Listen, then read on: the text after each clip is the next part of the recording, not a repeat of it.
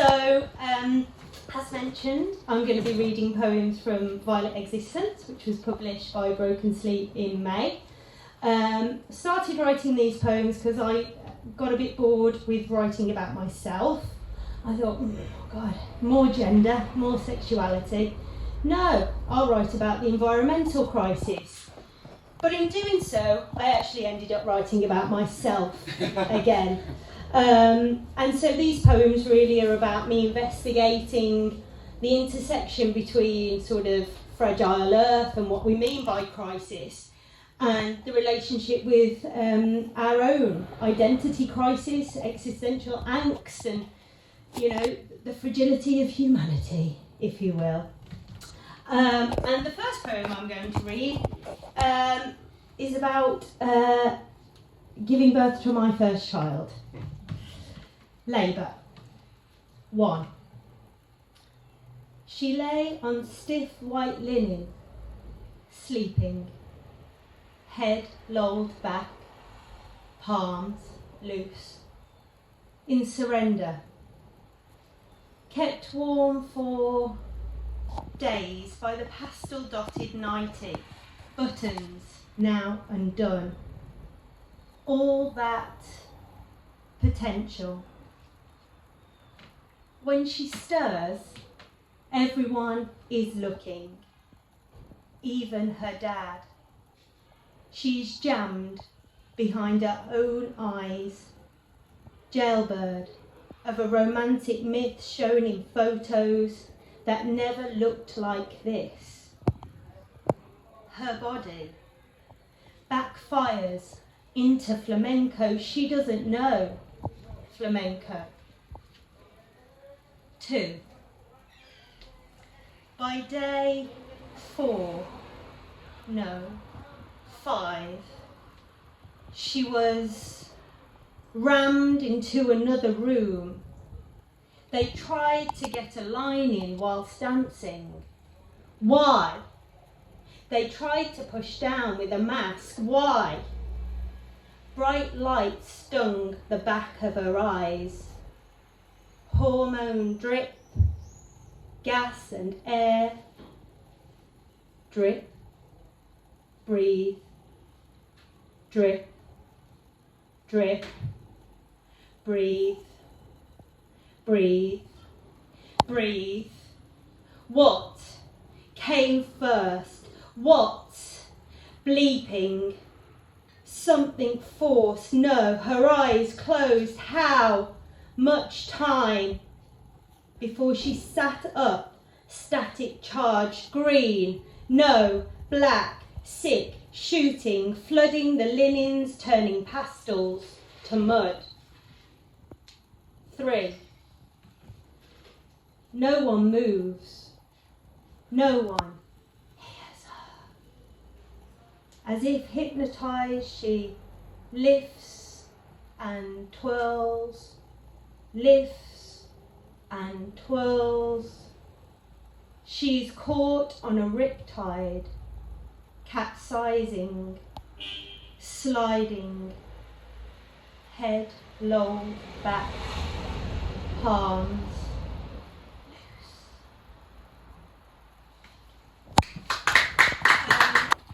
So I said these poems were about the intersection around fragile earth and fragile humanity, and I did a lot of reading and a lot of research, and I became particularly interested in nuclear threat. And I was originally writing these poems 2 or 3 years ago, so we're talking pre what's happening, god awful, in the Ukraine. And I became very aware of the existence of nuclear armament and actually how potentially devastating and threatening and horrifying that was at that time.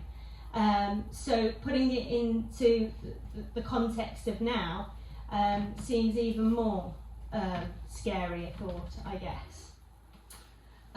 So this poem came out of that. It's called After the Strangled Screeches We Thought Were Thunder, a Reverie. Shushing dust settles into a cracked, clouded dark. You heard white pulsing before it leapt in the air. After, we shelter in soft shadows, listening for your hollowing clear.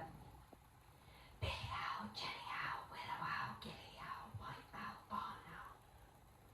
My ears dissolve in wondrous delight, sedated by your still speculation. Silhouettes reveal what day conceals. Bodies exploded, fierce operas of light.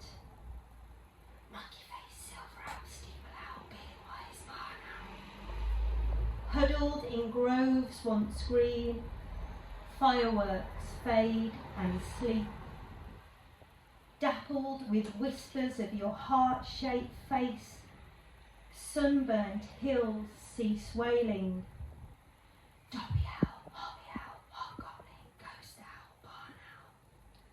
Nothing cries when the spirit feels. Golden owl, banshee, church owl, death owl, barn owl.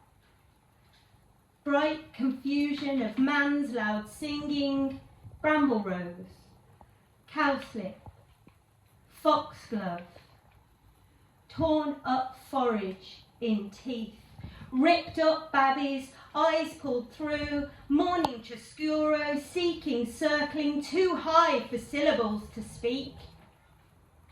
Billy owl, Jenny owl, willow owl, gilly white barn owl, monkey face, silver owl, steeple owl, beardwise barn owl, dobby owl, hobby owl, hobgoblin, ghost, barn owl, golden owl, banshee, church owl, death owl, barn owl. Tito Alba, Tito Alba, Tito Alba.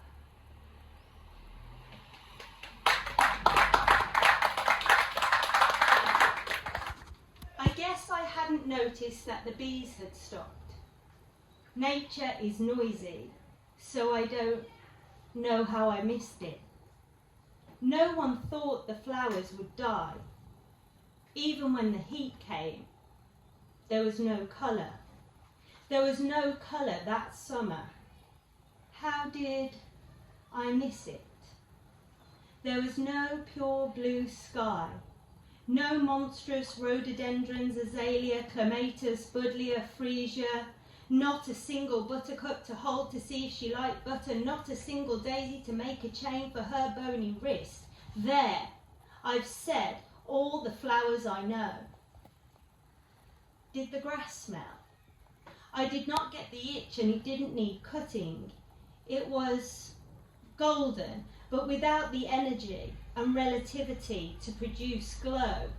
No twilight, no twinkle.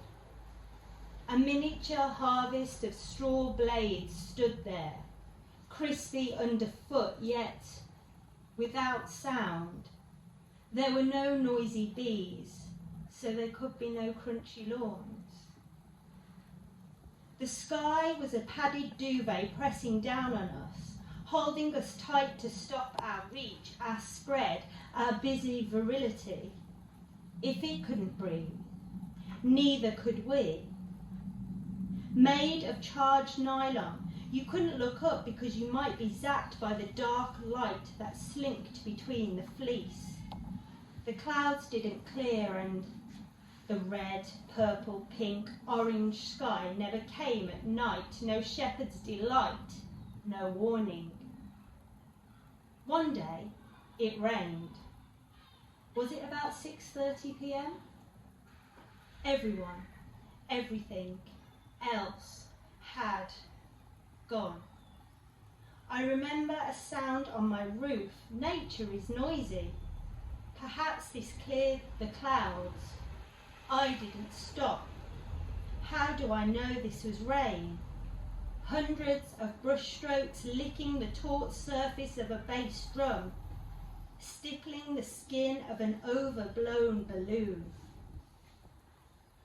I saw dust on the windowsill, the colour of Barcelona, like she had crushed up her chalks again, leaving the crumbs to show me how to find her, and choosing the colour of blood oranges and empress silk. there was colour. There was warning. I rubbed it between my fingers. If I look closely, the colour remains in the swirling ridges of my fingerprint. Dust covered the ground outside, like when snow falls as flurries and then becomes bigger, thicker. The bigger ones stick because of the tiny, almost unnoticeable flurries beneath. It lay on the ground like the first falls of burnt snow.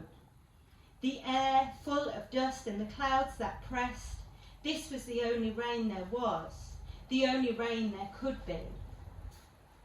I drove through pink smoke. Pomegranate dust whipped into the air against the blanked out canvas of the duvet sky. There was colour. It could have been one of her drawings. Candy floss plumes filled the page. Inside the clouds is where she said the magic happened. Was this magic? When I close my eyes, the picture blurs, and I can no longer see her face, her eyes, her perfect bow-shaped lip, the prominent M-shaped bow, the delicately upturned nose, the family nose, my nose. I stroke my nose then, and now, pretend it's hers. Everything was bathed in dust like I'd blown my blusher compact, and all of the tiny fragments of cerise shimmer had landed on crisp white fittings and furnishings, hot splatters against plastics like spray paint. Was it powder or grit? I did not feel a sense of dramatic foreboding. There was no warning. Remember? I did not think of flamingos, French rose, fuchsia, lavender, watermelon, salmon, peonies, peaches, poppies, strawberries, raspberry, honeysuckle, geraniums, cherries, coral, carnations, cherry blossom, conch, shell, quartz, amethyst, sun-kissed, dusky wood, bosamberry, blood. What about her blushing ballet slippers? I opened the door to the lounge. The curtains weren't quite meeting. A milky way of dust. I had forgotten the bees, the flowers, the grass, the rain. It did not feel like home or childhood.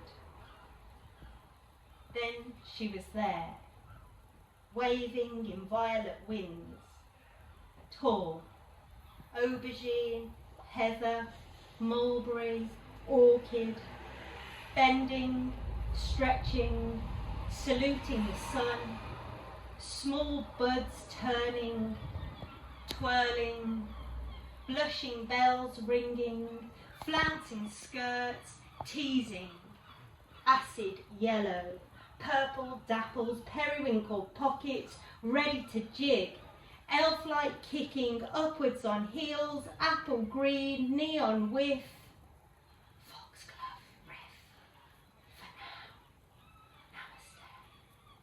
then of the world. But I am particularly proud of this one because the reason I got into poetry was because my dad at age 7 gave me Wordsworth collected poems, and that set everything off. However, my dad wasn't really into poetry. The only reason he had that book was the only poem he knew was Wordsworth Daffodils, okay? And he had no formal qualifications. He worked at the Rover Longbridge factory in Birmingham for 36 years, but he always wanted to be a writer. And I mean, you can imagine what it was like for our family when, you know, the factory closed. That was everything to us. So I wanted to sort of memorialise that, but also I wanted to say to my dad, look, you don't have to have a degree or be fancy with words to be a poet. So I interviewed him about his experience, his 36 years, starting at age 15, and I incorporated word for word some of his words into these poems. So I feel like he wrote them as well.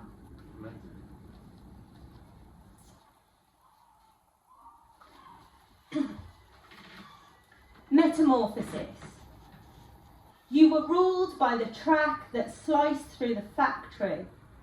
that carve the operating chaos of your life. Me too, by the blood in my arms, the cartographic lines drawn in the grass laid before me, to keep it moving, to keep them and us alive.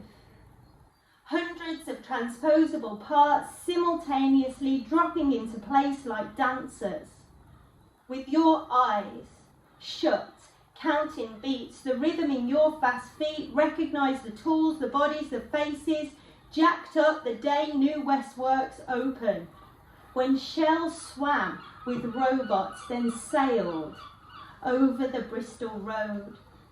Each day before and after, mechanised, standardised, but you the one off, driving from one heart, one half to another.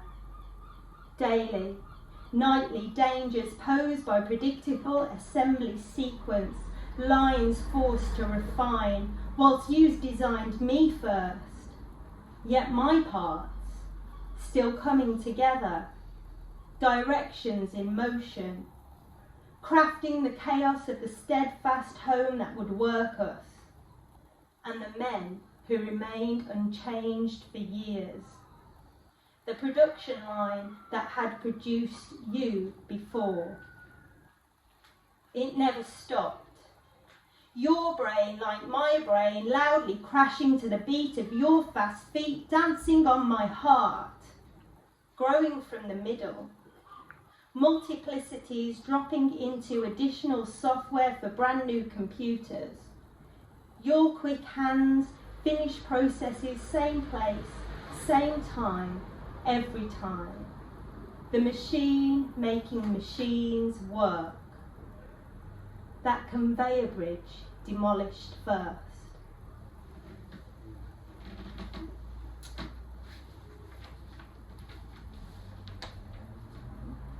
This one's landscaping. Let them go. The people who are made of trees. Pick up the secateurs. Squeeze hard. Snap branches that have burst from the trunk but can never start a life of their own. Even winding wisps of a would-be shoot. Potential shapeshifters who dally in new directions of light are forced to tremble in the wind when no one is looking. So what's the point? Prune crispy leaves that hold perfect form until you touch. Then they shatter, scatter into breeze. No one ever knowing what they were, where they came from. Just dust. Another grain of grit in a stranger's eye. I will not go blind. He might be the pretty weed that grows amongst our grass, whose roots wrap around our roots, tie themselves up in knots, but one day germinates, makes friends with the bees who pollinate a meadow whose roots by then are his roots, where there is no beginning, there is no end.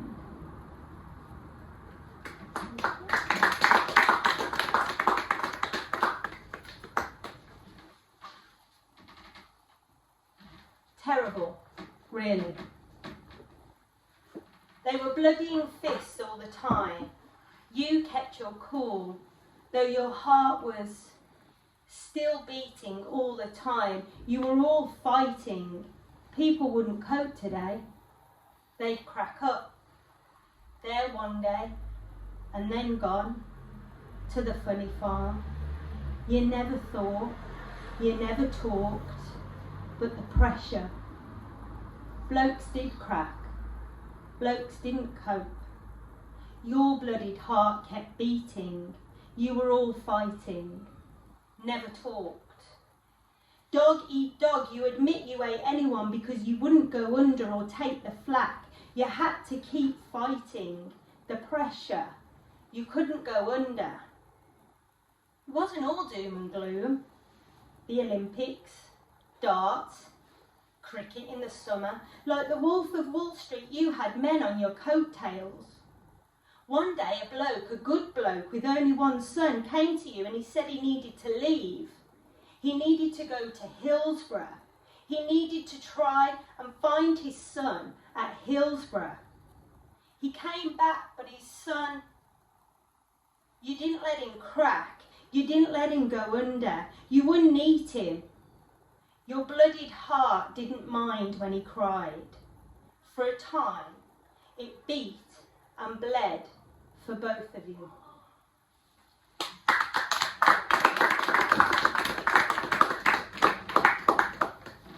And then, as I say, my dad had worked at Rover for 36 years. He'd never had another job, no qualifications, worked his way up.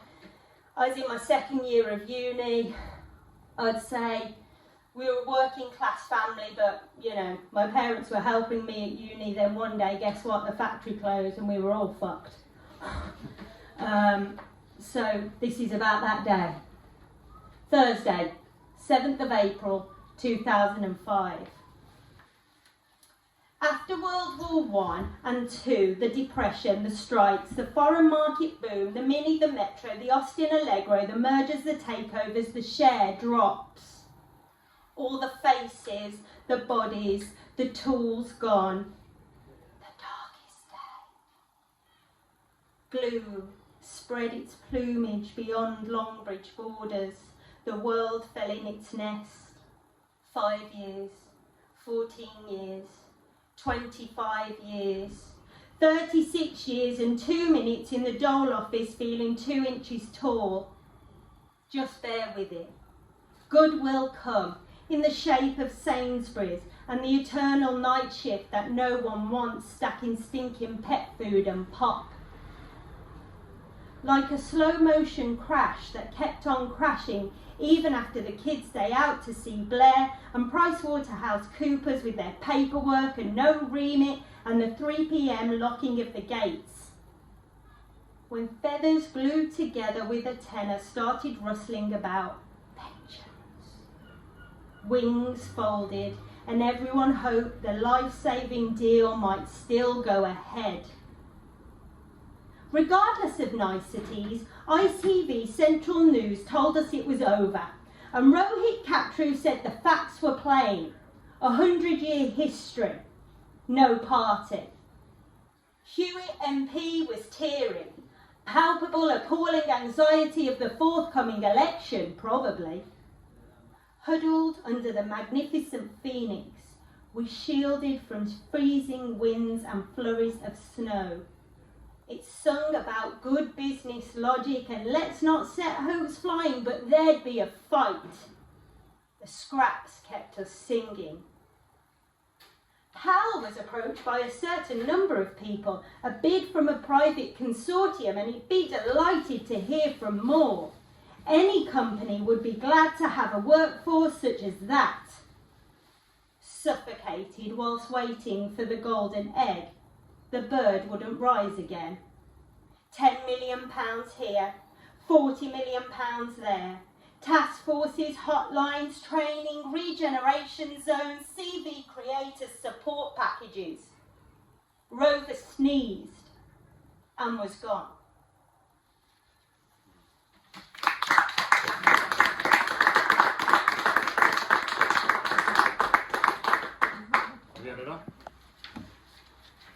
Birthday. Before.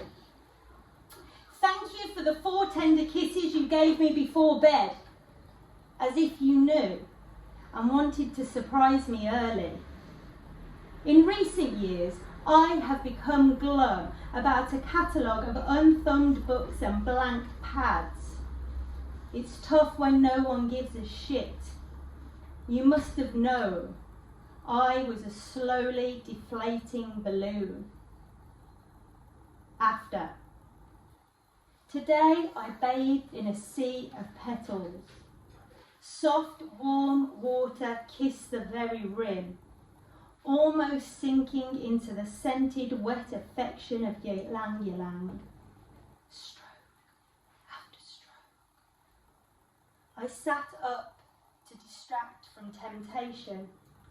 Buddha-like in the bath, I closed my eyes to restore peace. my teeth scratched, too deep to take the pain away. Something drained, the flames licked, the sea burned.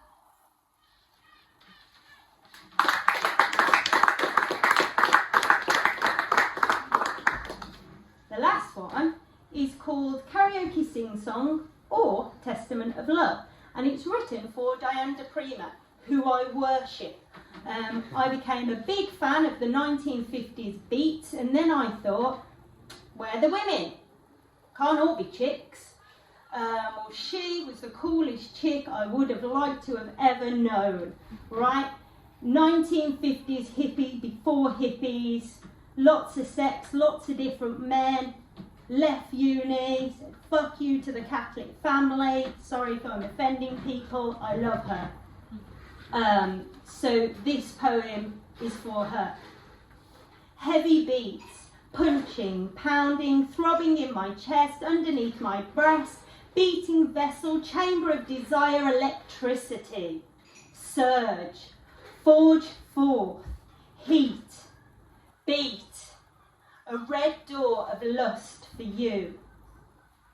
I read your magic words, losing myself.